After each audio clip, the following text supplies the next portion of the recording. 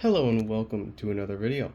In this video we will be going over the haul I got from Timonium over this past weekend. I got a number of locomotives, got a number of rolling stock, so let's go ahead and check it out. Starting off here we have some Pennsylvania Railroad coaches, $10 each. Figured why not, could probably get them all running good and yeah. Decently satisfied with this buy. This one has one of these color conversion kits. I'm just gonna put Katie boxes on it. Semi same thing here. This is an old Athearn, but it's gonna get the Taugo. It's gonna get this bit chopped off, and it's gonna have coupler boxes mounted to it. But yeah, need more coaches for the PRR train, for the PRR passenger train, and saw these. $10 each. Figured it wasn't the worst deal ever, and so yeah, got these now. Now this was a steal.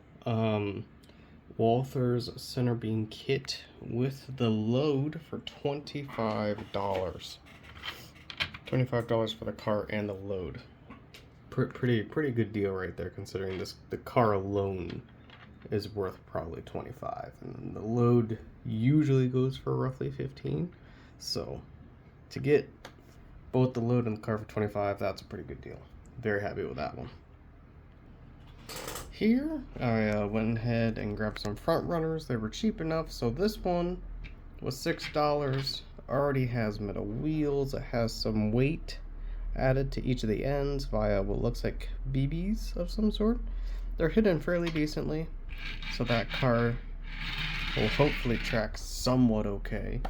And then this one was $11 for the front, for the newer Walther's front runner and the trailer. So decently happy about that. These are probably the only front runners I'm ever going to have, ever going to get, etc. We'll see if I can get them running decently. The fact that this one has metal wheels already is nice. This one has metal wheels as well. So yeah, we'll see how those turn out. Decently happy with this buy, since it was $17 total for the two of them. Yeah, pretty happy about that. Here's just a simple Walther's track cleaning kit, or track cleaning car.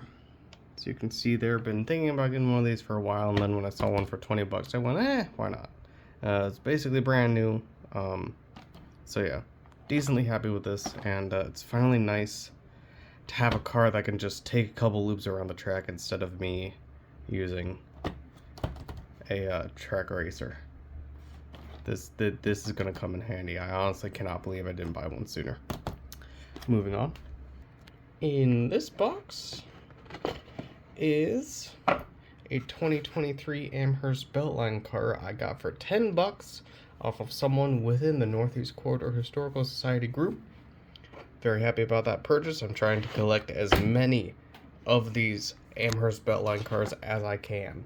So very thrilled with this. So I've never seen this road name before. Southwind. Never seen that before. Reporting mark is CRLE 5003. I assume that's a leaser of some sort. And the reason I got this hopper is because, or not this hopper, the reason I got this well car is because A, it's metal, and at this point I'm just trying to collect the metal ones because the plastic ones don't seem to track the best. So yeah, happy that's metal, and it also has the trailer hitch on each side of the well car, so I could put a trailer in there if I wanted to. So happy about that. It looks like this one sat on a shelf for quite a while. As you can see, the whole thing is kind of sun faded. That's more pinkish than red. Car itself looks fine though. So happy about this. I paid $17 for that. Not bad. Not bad. Here we have a Conrail Caboose Philadelphia edition.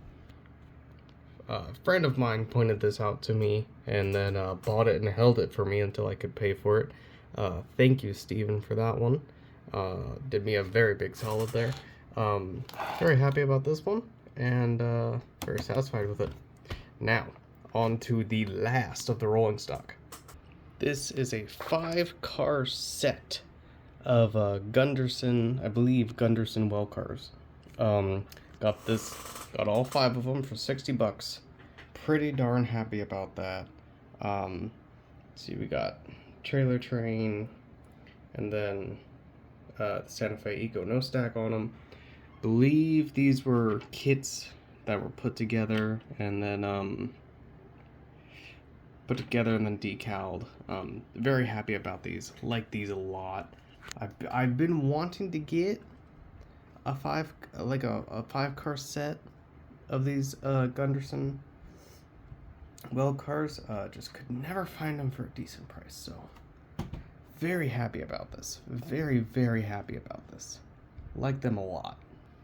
Next up is a DC Penn Central 6093 SD40-2, and this guy is I actually bought this guy to go into the Conrail consist. So right now the Conrail consist consists of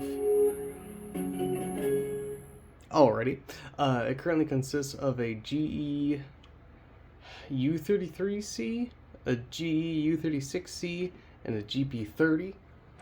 So this will be a nice addition to that consist. I could also just take this and the Penn Central and just run those, or I could take the Conrail and that and just run those. I'm not entirely sure yet.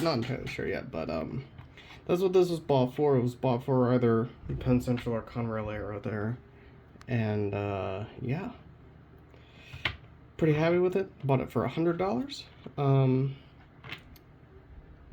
Interesting handrails. Don't know if that's actually prototypical or not. We'll probably have to look into that later. But if it is, that's pretty neat. And if it's not, well, that's why headcanons exist. Alrighty, on to the next one, and it just gets crazier from here. This is a custom done Conrail quality GP60M. I believe it is an Athearn RTR. And as you can see, I got it for 40 bucks. Very excited to have this guy in the fleet. It will in fact be patched to NS. It'll probably run a bit with the GP60 right there.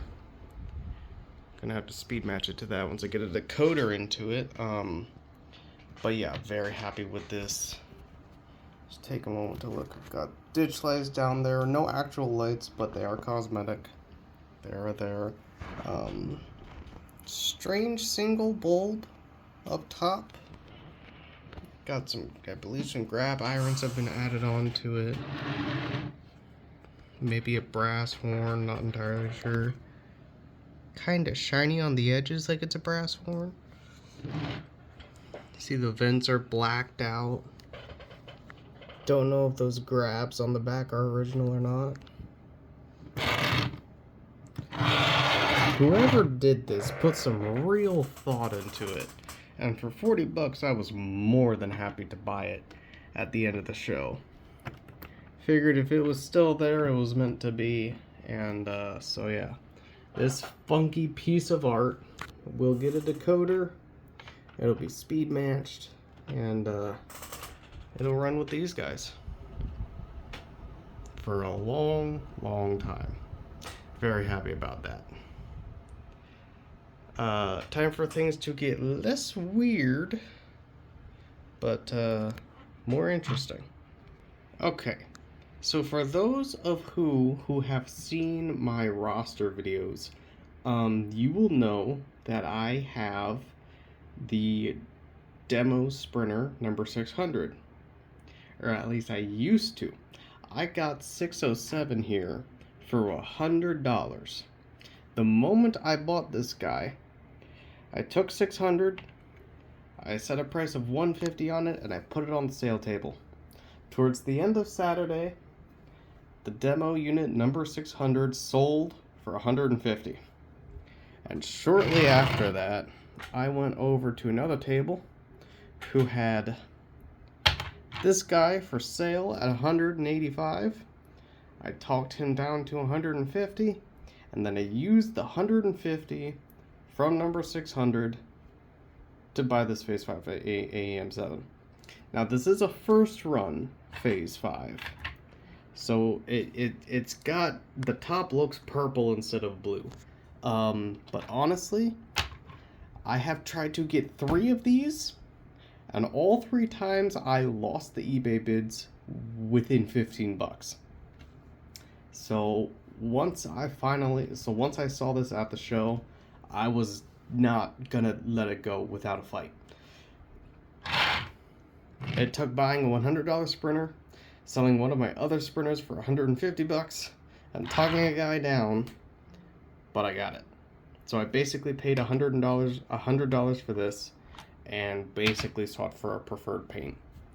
I had half a thought of keeping all 3 sprinters, but I really only need 2, and the demo unit didn't stay like that for all that long. In my head canon, I was gonna keep it like that as a heritage unit, but again, I really only needed 2, and this normal paint was it was sitting there for 100, and I did it. Bought it for 100, sold 600 for 150, and then bought that.